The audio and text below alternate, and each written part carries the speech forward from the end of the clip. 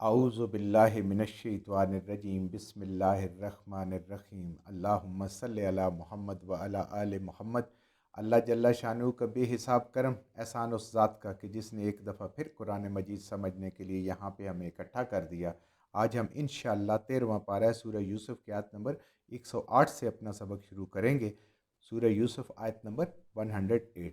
अऊज़ु बिल्लाहि मिनश्शैतानिर्रजीम बिस्मिल्लाहिर्रहमानिर्रहीम कुल हाज़िही सबीली अदऊ इलल्लाह अला बसीरतन अना व मनत्तबाअनी व सुब्हानल्लाह व मा अना मिनल मुशरिकीन।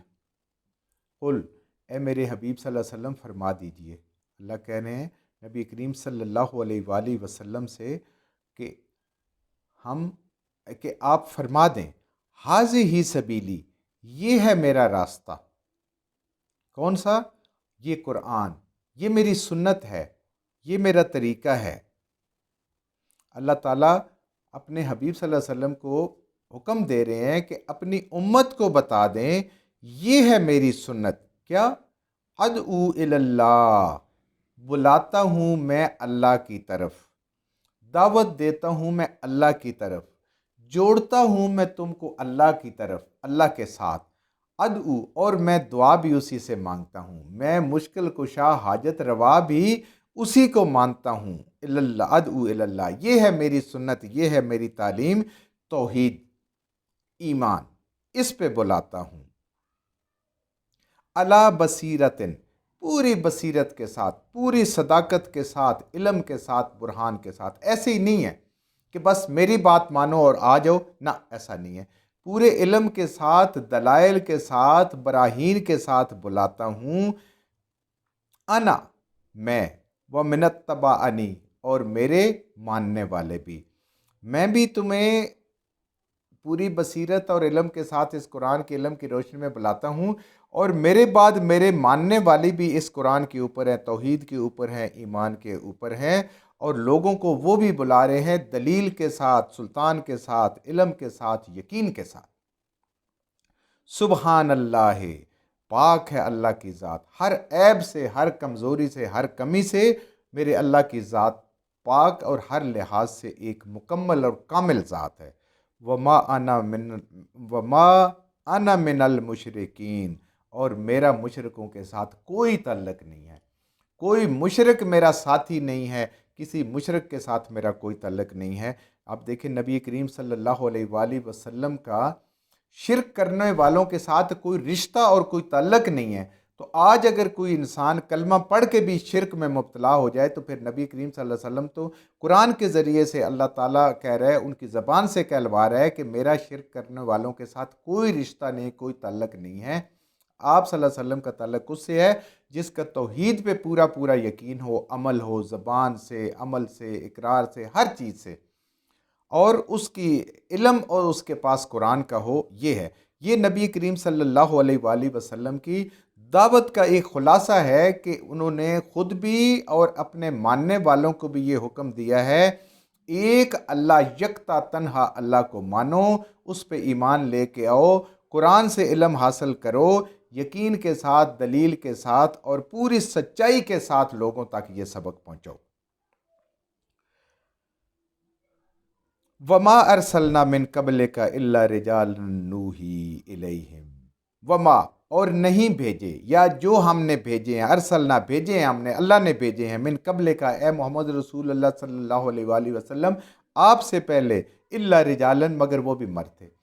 आप अकेले मर्द नबी नहीं हैं, इससे पहले भी जितने नबी आए हैं वो सारे के सारे मर्द थे। यानी अल्लाह ताला का ये तरीका है, अल्लाह की हिकमत है जो अल्लाह बता रहे हैं कि इंसानों के लिए, इंसानों की हदायत के अल्लाह ताला ने इंसान ही और जिन्स में मर्द भेजे हैं नबुव्वत के लिए, अपने दीन को उन लोगों तक पहुंचाने के लिए। यानी ये कोई नई बात नहीं है जो मुशरिकीन कहते हैं जी आप कैसे नबी, कोई फरिश्ता आता पड़ा नहीं, पहले भी इंसान ही आते रहे और मर्दों में से ही आए हैं। नूही इलैहिम मिन अहलिल कुरा, और वही भेजते थे हम उनको जिस बस्ती में वो होते थे, जिस बस्ती में वो रहते थे, जिस बस्ती में अल्लाह ने उनको हुक्म दिया था नबुव्वत का ऐलान करने के लिए, हम वहीं उनके ऊपर वही भेजा करते थे। अफलम यसीरू, تو پس کیا یہ نہیں سیر کرتے فل ارض اس زمین میں، فینظروا کیف کان عاقبۃ الذین من قبلہم، تاکہ یہ دیکھیں، فینظروا تو پس یہ ضرور دیکھیں، کیف کان عاقبۃ کیسا انجام ہوا ان لوگوں کا، من قبلہم جو ان سے پہلے تھے۔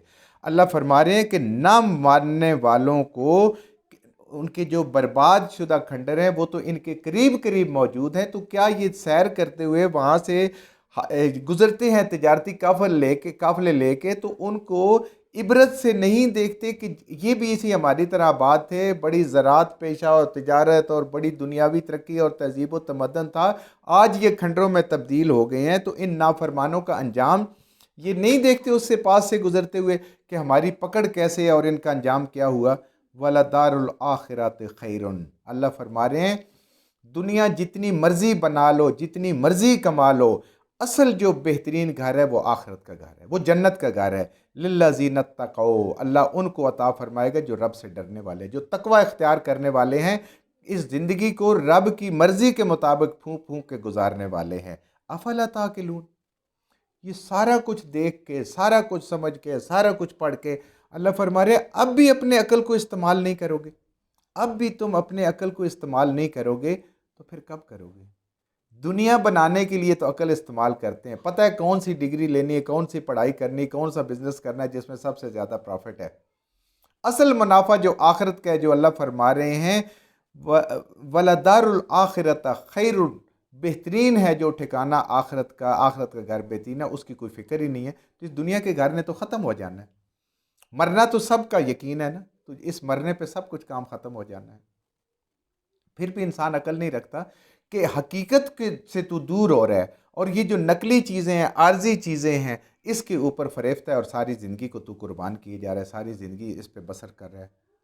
حتیٰ، یہاں تک کہ اثر رسولو، یہاں تک کہ جب نام امید ہو جاتے ہیں رسول، وظنوا، اور وہ گمان کرتے ہیں جو کافر لوگ ہیں، انہم قد کذبوا، کہ بے شک یہ جو نبی نے باتیں کی ہیں، عذاب کے جو ڈرایا ہے، اس میں یہ جھوٹ ہے۔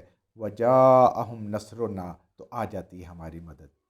اللہ فرماتے ہیں کہ نبی دعوت اور توحید دلائل کے ساتھ، معجزات کے ساتھ لوگوں کو بتاتے رہتے ہیں، یہاں تک کہ پوری کوشش کے باوجود اب نبی کہتے ہیں کہ مزید کوئی اب بندہ ماننے کے لیے بات تیار نہیں ہے، کوئی اب اور ایمان لانے کے قریب نہیں آ رہا، تو پھر وہ مایوس ہو جاتے ہیں، پریشان ہو جاتے ہیں کہ اس امت کا کیا بنے گا، اب یہ نہیں مان رہی۔ انہیں تو پتہ ہوتا ہے کہ اللہ کا عذاب ان کے اوپر آ جائے گا، پکڑ آ جائے گی، اور جب یہ وقت زیادہ گزرتا ہے تو یہ نبی کی یہ حالت ہوتی ہے کہ وہ پریشان ہوتے ہیں، اور جو کافر نہ ماننے والے متکبر لوگ ہوتے ہیں وہ کہتے ہیں ظنوا انہم قد کذبوا جاءہم نصرنا، کہ وہ یہ گمان کرتے ہیں کہ نبی نے جو دین کی اور توحید کی بات کیا اور ہم اس کا انکار بھی کر رہے ہیں، نہ نبوت مان رہے ہیں، نہ کتاب مان رہے ہیں، نہ اللہ کی توحید کو مان رہے ہیں، تو یہ عذاب ہمارے اوپر کیوں نہیں آیا جس کی وعید سنائی جا رہی ہے کہ اگر نہیں مانو گے عذاب آیا، تو وہ نعوذ باللہ نبی کو سمجھتے ہیں کہ یہ جھوٹا ہو گیا ہے۔ جب یہ بات آ جاتی ہے، نوبت آتی ہے کہ قوم پوری کی پوری یہ سمجھتی ہے، یہ کہنا شروع کر دیتی ہے، بلکہ سر عام آ کے کہتی ہے، نبیوں کے منہ پہ آ کے کہتی ہے وجاءہم نصرنا، تو پھر ہماری مدد آ جاتی ہے کہ اب انہوں نے ایمان نہیں لانا، اب یہ ایمان لانے والے نہیں ہیں، اب اللہ کی مدد آ جاتی ہے نبیوں کے لیے، اللہ نبی کو بچا لیتے ہیں، ان کے ساتھ ایمان والوں کو بھی، اور ان لوگوں کی پکڑ شروع ہو جاتی ہے۔ فَنُجِّيَ مَن نَّشَاءُ، اور نجات دیتے ہیں جو عذاب آتا ہے جس کو چاہتے ہیں۔ یہ نبی اور اس کے ماننے والوں کو اللہ کی چاہنے سے مراد بھی اللہ تعالیٰ کے اپنا ایک حکمت اور ایک اصول ہے اس کے تحت۔ وَلَا يَرَدُّ بَأْسُنَا عَنِ الْقَوْمِ الْمُجْرِمِينَ، اور جو اللہ کے مجرم ہیں، اللہ کے حکموں کو توڑنے والے لوگ ہیں، ان کو کوئی نہیں بچا سکتا ہماری اس پکڑ سے، وہ اس عذاب کو ٹال نہیں سکتے، روک نہیں سکتے، رد نہیں کر سکتے۔ لَقَدْ كَانَ فِي قَصَصِهِمْ لَعِبْرَةٌ لِأُولِي الْأَلْبَابِ، بے شک اس ساری بات کے اندر جو یوسف علیہ السلام کا قصہ ہے، جو بات ہے، جو اس میں آپ سے یوسف علیہ السلام کا کردار ہے، ان کے بھائیوں کا کردار ہے، جو مصر کی وہ ایلیٹ کلاس کی خواتین تھیں ان کا کردار ہے، ایسل مصر کا کردار ہے، مصر کے بادشاہ کا کردار ہے، عزیز مصر کا کردار ہے، یہ سارے کے سارے سبق آموز کردار ہیں، یعقوب علیہ السلام اور ان کے بیٹوں کا بھی، یہ سب کے سب عبرۃ لِأُولِي الْأَلْبَابِ، اس کے لیے ہے جو صاحب عقل ہے، صاحب دانش ہے، جو اللہ کی کتاب پہ، اللہ کے حکموں پہ غور کرنے والا ہے، تو ہر ایک بات پہ، ہر ایک آیت پہ پوری کی پوری عبرت ہے، لیکن اس عبرت وہی حاصل کرے گا جس کے اندر کوئی عقل ہوگی، اپنے عقل کو استعمال کرے گا۔ ما کان حدیثاً، نہیں ہے یہ قرآن، اللہ فرما رہے ہیں کہ یہ حدیث، یہ قرآن نہیں ہے۔ حدیث کا مطلب ہوتا ہے بات، یہ اللہ کی بات ایسی نہیں ہے یفترا کہ کوئی اس کو گھڑ لے۔ قرآن کسی انسان کے لیے، خواہ وہ نبی ہو یا کوئی عام انسان ہو، چیلنج بھی ہے نا قرآن کے اس کے اندر، کوئی اس کو گھڑ نہیں سکتا، کوئی اپنے پاس سے بنا نہیں سکتا، یہ قرآن ایسی چیز ہے۔ یعنی ایک امی نبی نے، یعنی جن کا دنیا میں کوئی پڑھانے والا نہیں، استاد نہیں ہے، ان کی زبان سے اللہ تعالیٰ نے ایک ایسا قصہ ان کی فرمائش پہ جاری کروایا اور اتنی تفصیل سے اور اتنی باریکی سے ان کو سمجھایا کہ اہل کتاب یہود جنہوں نے یہ سوال ان کو بتایا تھا وہ بھی پریشان اور دنگ رہ گئے۔